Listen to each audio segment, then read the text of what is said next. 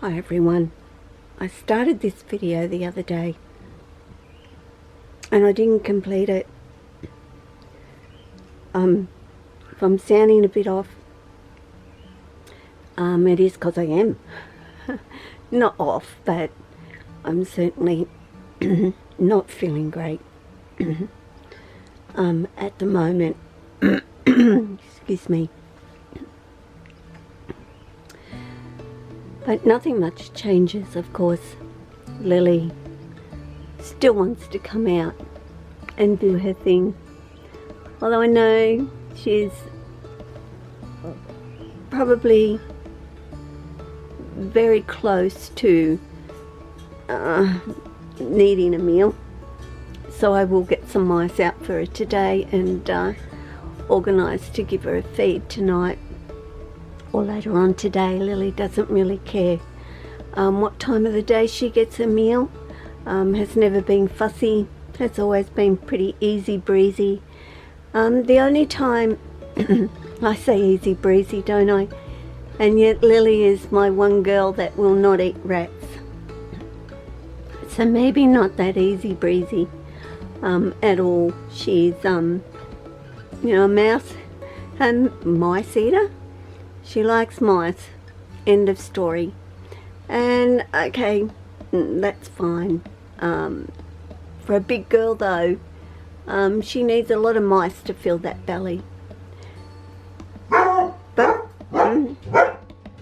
because I'm doing a video and la la la la, Jed has to do his little noise always.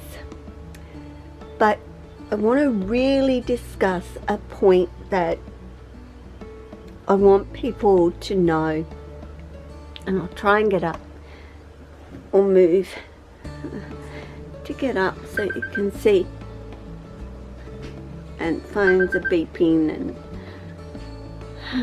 the birds will start chirping any minute, I guarantee.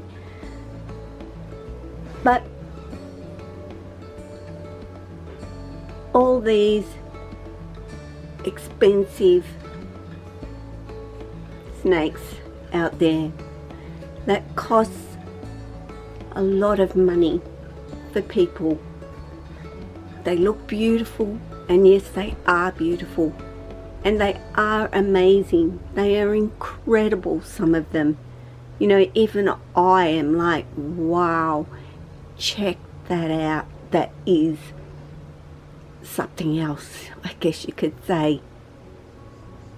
But it's not attainable to a lot of people to even consider having that particular snake in their life, because of the fact it is a morph of this and this, and the more genes and the more so forth, then you're going to pay a lot of money for it.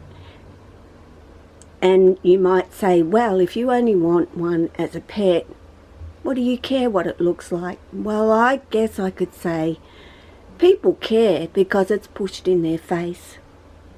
You know, the prettiest and the most beautiful is really what you should want, but it's not obtainable to us. You know, my most expensive snake that I actually have here is Oscar. Oscar is a coastal carpet python.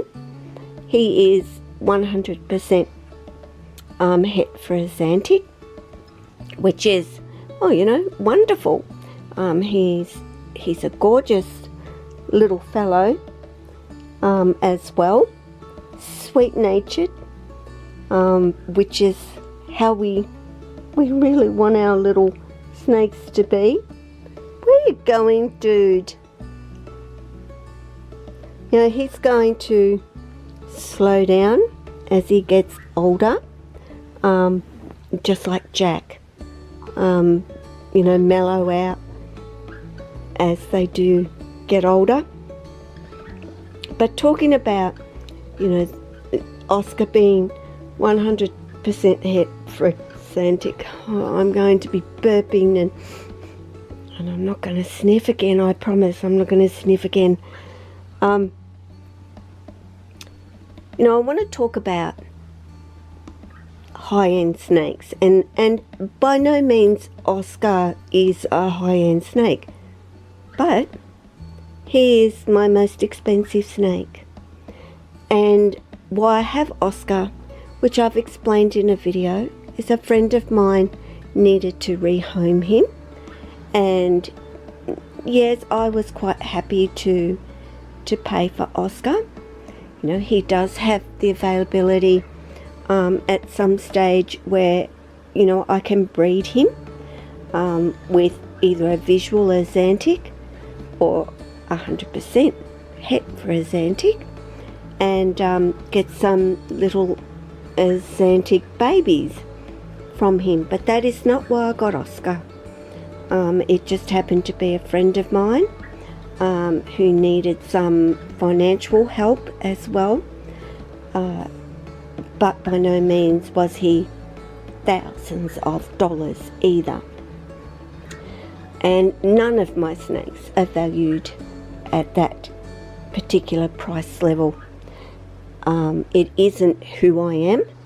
I don't need to have, you know, high-end anything. My snakes are my pets, and in actual fact, you know, Lily, who cost me absolutely nothing, to me is my most valuable of my snakes.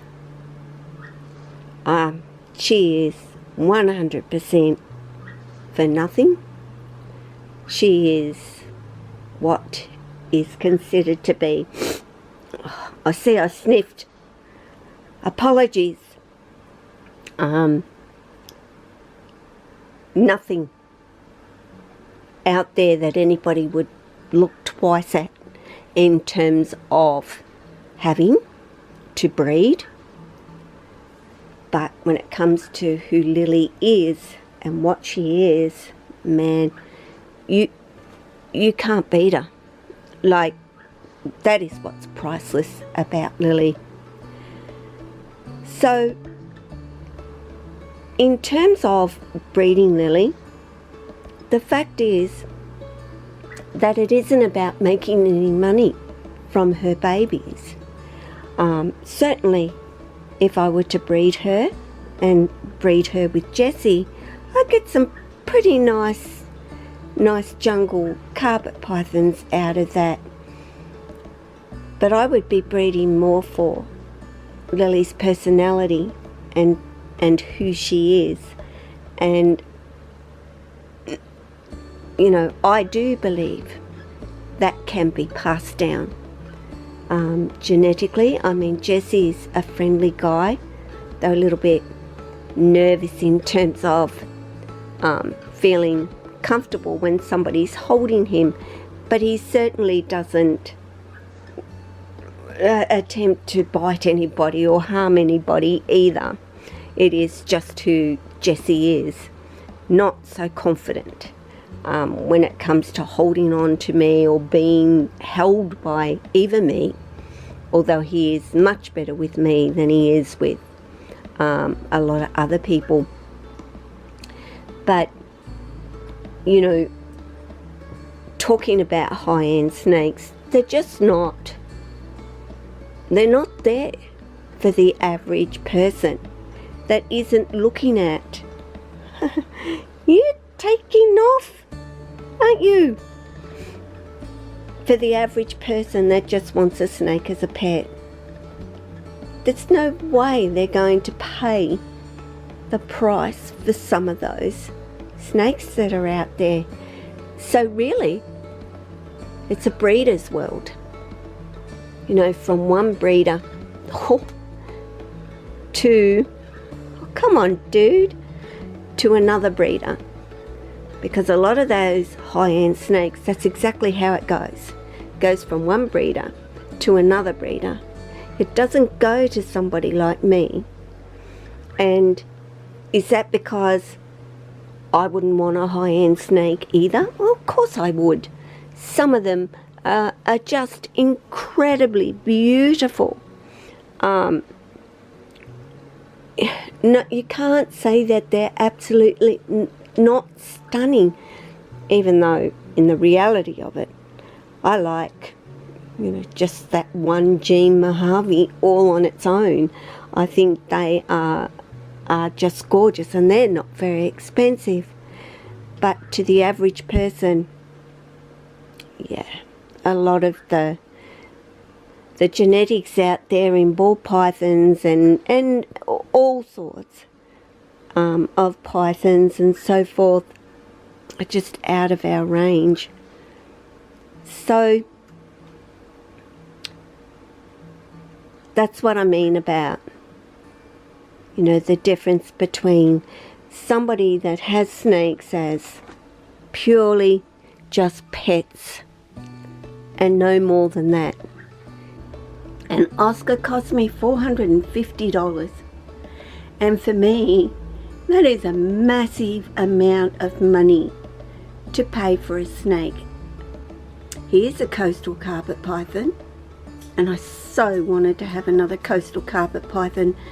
I didn't care what it was, het for or anything. I didn't care. It just happened to be that Oscar was available from a friend that could no longer keep him, and so yeah, I paid for him, but I gave the money to a friend. That was not about the money, even so, but she needs to recoup some of her money, and it was going towards another animal that she was bringing into her life. No, not a snake, but a companion to have in her life, and I was more than happy to pay the money out for Oscar. What's my next expensive snake? A Maya. She's an albino tricolour Darwin carpet python. I do love them, and they are beautiful, and I paid $350 for her. I paid $250 for Archie, my rough scale, which really to a lot of you is going to be really cheap, some of these prices for where you are in the world. But for here, they're not cheap, but they are, I guess. But I never put a money value. I don't buy them to breed them and to make money from them. And Lily's been a bit of a cruisy girl today, and just staying very still and staying very close as well to her mum, who has not been well for a couple of weeks. So this is pretty normal for Lily to just chill out, kind of like right there. Yeah, but anyway, for the average person, what people are breeding and putting out there, and they just can't afford them. And does that make that, I guess, for the average person who just wants a pet, understand you do not have to have a high yellow jungle. You do not have to have an Amaya or an Oscar. Jack, you all remember Jack? Cost me nothing. Lily, man, she cost me nothing. And yet to me, she is more valuable than any morph that anybody could offer me.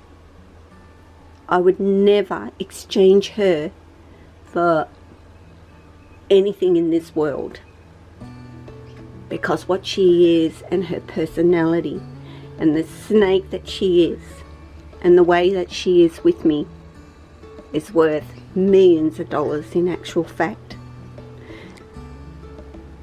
So for all you people out there, a pet and wanting snake as a pet, they don't have to cost a lot of money. They don't have to be the most beautiful at all.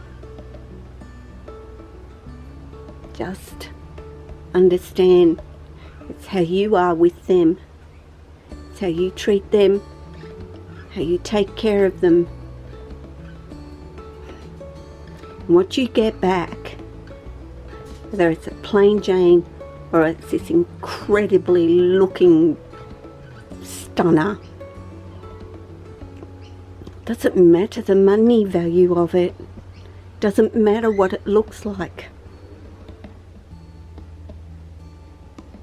If you like it and it costs $20, buy it, get it, take it home, love it and care for it, just like you would any $10,000 snake. Doesn't make any difference. It's still a snake. It's still going to be a snake and do what a snake does. Anyway, guys, it's just kind of what was on my mind today. And for those breeders out there that aren't breeding to get the most amazing, but are keeping it where the average person can still get themselves a really nice, visually to look at, snake to have in their life. You know, nobody wants normals. You know, people can't even really give them away. And it kind of worries me about all those normals that can't be given away, or the breeder knows they can't give them away. What actually might be happening to those babies. I'm not going to speculate that anything is happening to them, but you know, they're not a very much wanted ball python anymore. So for all you smaller breeders out there that are just keeping your collection to where they are, just your simple yet beautiful morphs without the high price tag, because that's not your aim either. You know, thank you. You know, that is really what I love to see. But the breeders, it's always going to be about high end, selling those babies on to another person that's high end, and wanting to make those amazing, beautiful, one of a kind, you could say. But that's not helping people to understand them or to have them in their lives at all.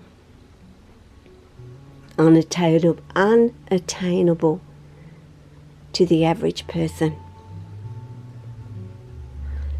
But anyway, guys, you take care of yourself, your family and your friends, your snakes, and all your animals. Ciao.